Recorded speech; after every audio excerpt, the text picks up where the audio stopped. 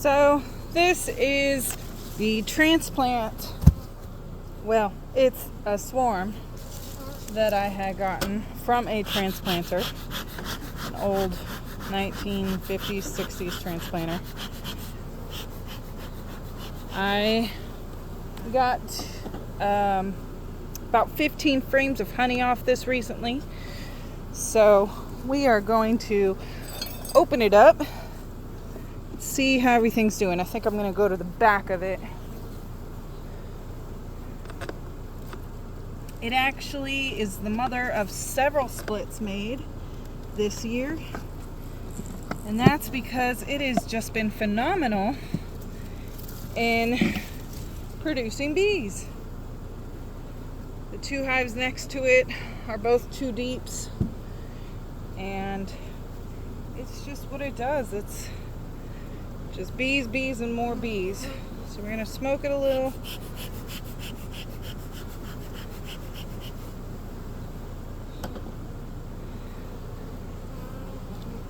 I just did a hive inspection on the one next to it that it had also produced. I recently took out a couple of frames. So this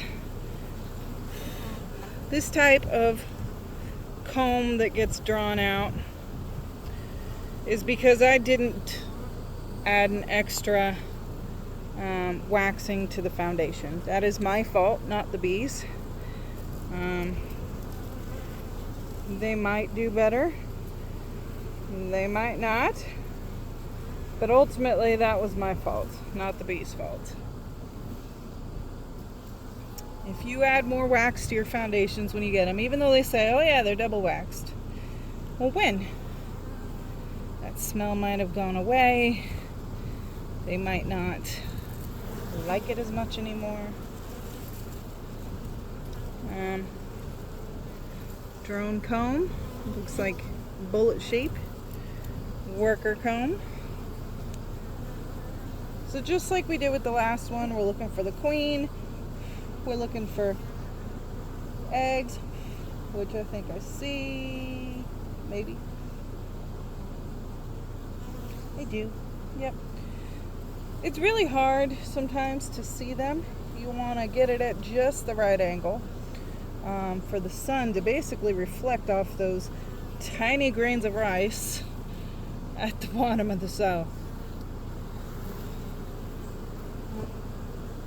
Again, we are just, I don't know, you probably heard the term honey bound.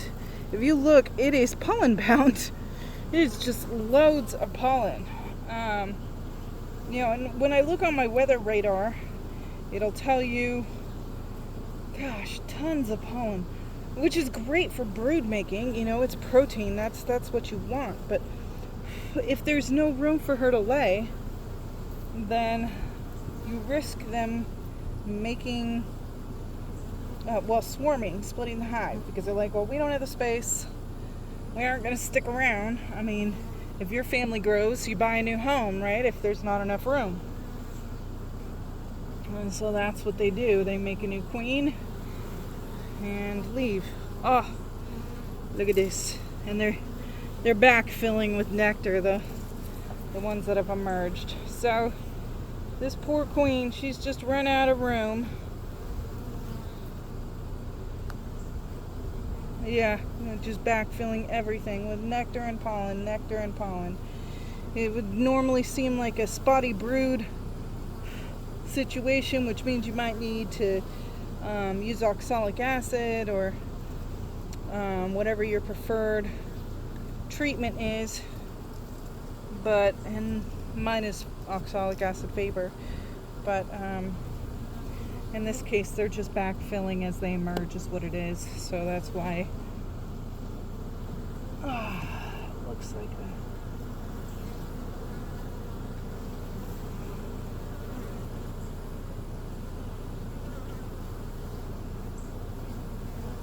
So what I've got my hives on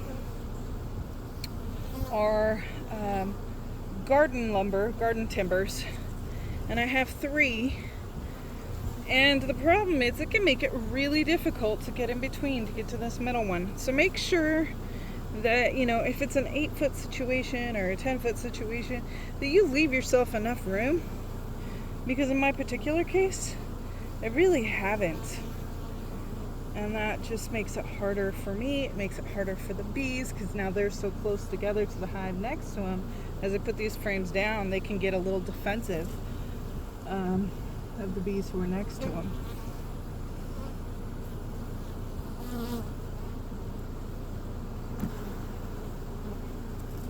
I'm not seeing queen cells, which is a good sign.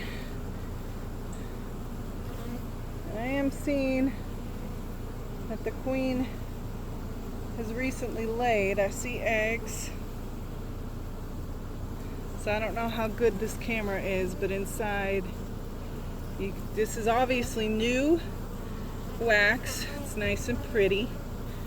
It gets darker either from sources a little bit initially, but it's more so by the pupa casings as they have their metamorphic stage and shed that pupa casing. It makes it darker over time. So there's a small hive beetle. I don't know if you could see it. I'm going to do more damage to the wax if I squish it. It's just one that I've seen in here, so I'm not terribly concerned. I've had pretty good luck out here.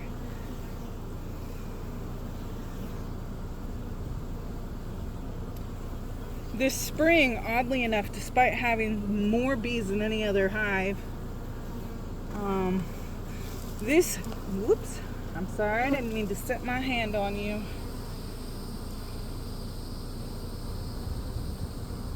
Got it right in the knuckle. Oof. That was my fault, not hers.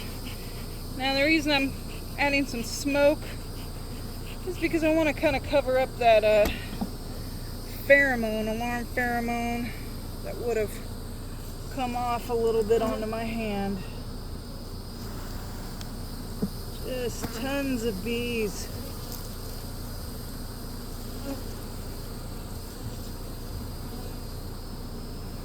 You know that song where they're like, "It's raining men, hallelujah." For me, it's like, "It's raining bees, hallelujah." So this is them on the initial drawing out of comb. There's a small hive beetle. Now it's dead. I'll clean that. And they're doing a really good job. I'm making this fairly quickly because I think I took those frames a week ago in order to make those splits that I got from Mr. Cleveland. So I'm going to go ahead and close it up. I'm leaving the last three frames like I did last time because we've seen the majority of brood and I haven't seen a single queen cell, but what I am seeing is a very strong hive who just needs more room. This is what I meant about the space. There's just not much space. Never paint your hives red. Bees can't see red. I had beautiful red paint, and I didn't know that until after I painted a bunch of boxes red. So apparently red looks like black. Don't make my mistake. But yeah, this is a beautiful thriving hive.